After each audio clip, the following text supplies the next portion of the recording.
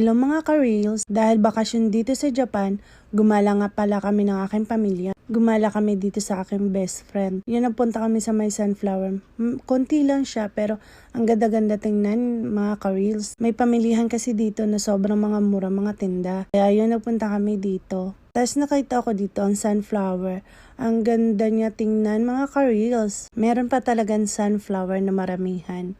Pero dito kami nagpunta ng konti lang kasi lang. Tingnan nyo naman mga ka-reels, ang ganda tingnan, diba? Medyo makulimlim nga pala dyan mga ka-reels.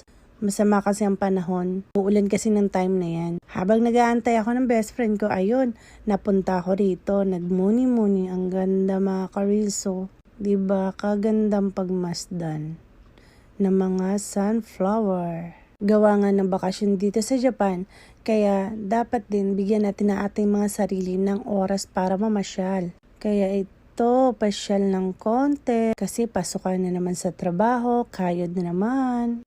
Ito mga ka-reels, tingnan nyo, ang ganda diba? Nag-aantay na aking pamilya habang ako ay nagvi-video muna dito sa sunflower. Trabaho dapat ang ating atupagin mga ka-reels. Pag may oras naman tayo, pasyal-pasyal din pag may time. Para naman mapawi ang mga pagod natin sa trabaho. Kahit dito man lang sa sunflower, tingnan nyo no, papawi na ang aking pagod. Kagandang pangmasdan mga ka-reels. Paano ba yan? Hanggang sa susunod ulit. Paalam mga ka-reels, bye!